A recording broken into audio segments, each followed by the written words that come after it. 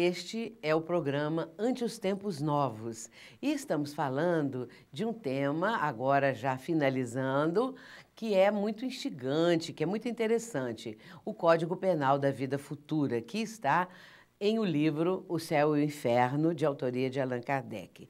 Nós falávamos, então, que o espírito é o dono do seu destino, ele é que escreve a sua própria história. Nós escrevemos a nossa história, que começa lá no primeiro instante em que fomos criados por Deus. Nós somos filhos de Deus porque Ele nos criou. E a partir daí nós vamos escrever a nossa história. E precisamos escrever uma história boa, não é?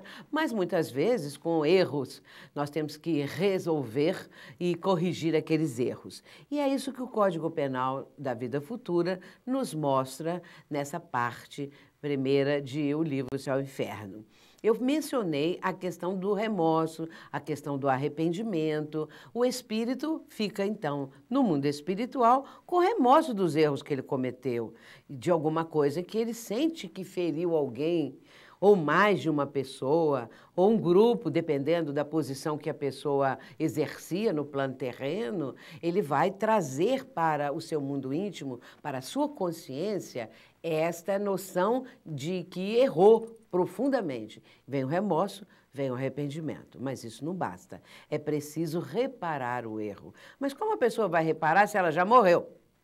Se o espírito ou a alma está no mundo espiritual, voltando, reencarnando. A reencarnação é o perdão divino, vamos dizer assim. É a oportunidade que Deus oferece ao espírito de resgatar a si mesmo, de corrigir os erros que ele cometeu. E ele vai ter a oportunidade de convívio com aquelas pessoas com as quais ele, no passado, esteve junto, participando, às vezes, de vários momentos, várias situações, e que ele cometeu ali com aquelas pessoas crimes, erros, que agora ele vai reparar. Só que ele não se lembra, porque existe uma bênção divina, que é o esquecimento do passado.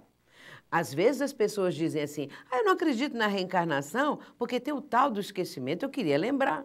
A pessoa até fala, eu queria lembrar tudo que aconteceu comigo, aí eu tinha certeza da reencarnação. Mas se nós lembrássemos, como iríamos conseguir o convívio com pessoas a quem ofendemos, a quem maltratamos, e da parte delas a mesma coisa, nós jamais conseguiríamos conviver.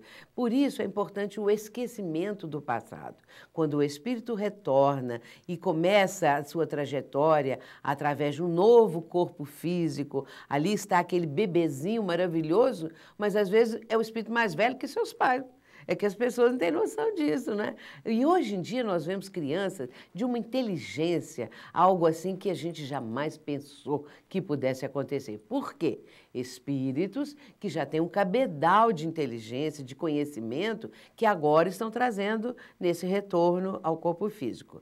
E o processo de reparar os erros. Aí sim, se o espírito consegue reparar o passado, se ele consegue conviver agora com aqueles que ele tinha inimizade com aquelas pessoas, às vezes vem e reencontra com as pessoas e aí surge uma antipatia esquisita, não é? Uma antipatia assim repentina que não tem razão de ser. Tem razão de ser, porque aí está uma ligação do passado.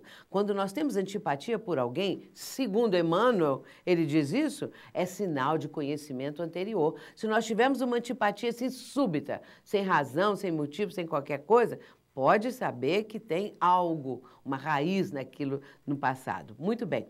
Vamos vencer a antipatia, vamos procurar ver a parte boa dessa pessoa.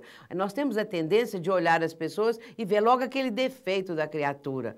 E começamos a julgar que aquela pessoa é isso, é aquilo. Mas nós esquecemos de olhar o lado bom da pessoa, que tem também as suas qualidades. Mas é que nós enxergamos os defeitos, não sei o que é isso.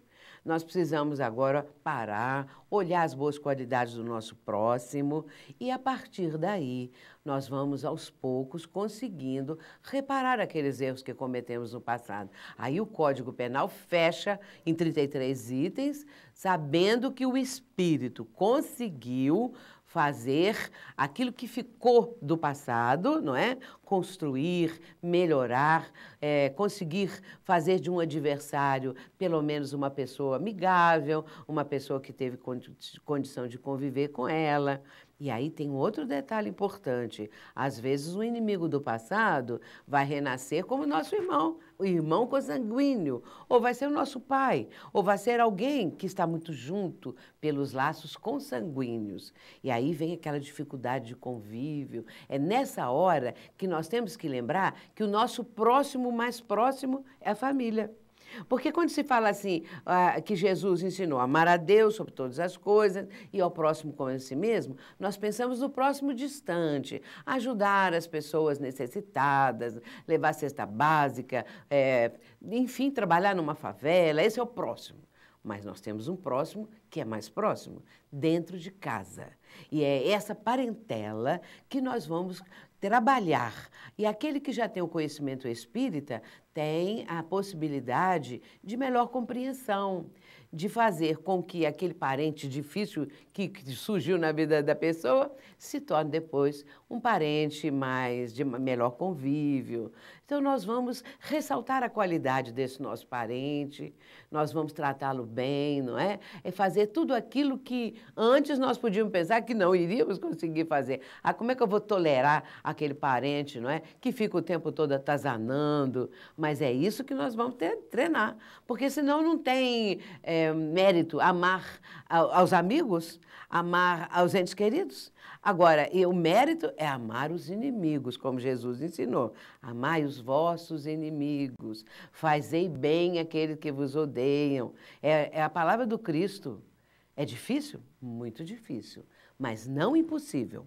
E se a pessoa tem conhecimento básico dos ensinamentos de Jesus e agora do Espiritismo, ela vai compreender o motivo daquela inimizade, daquela dificuldade dentro do âmbito familiar, para que, nesse convívio harmonioso, bem melhor, se possa, então, conseguir que na vida futura, quando desencarnarmos, nós estejamos numa condição de felicidade, numa condição de espíritos que agora já cumpriram aquilo que a lei divina determina.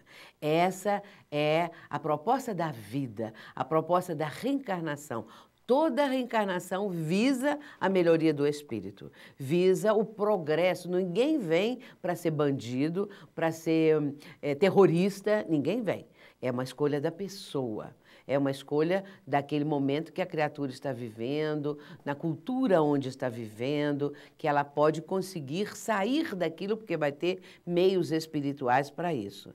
Porém, também a justiça divina entende as limitações que às vezes a pessoa está vivenciando numa cultura totalmente adversa, numa cultura que está privilegiando o terrorismo, alguma coisa desse tipo. Mas nós sabemos que os grandes vultos da humanidade todos recomendam o amor ao próximo, a tolerância, o convívio mais fraterno.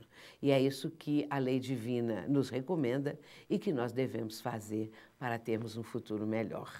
Terminando o nosso programa Ante os Tempos Novos, agradecemos aos queridos telespectadores, desejando muita paz.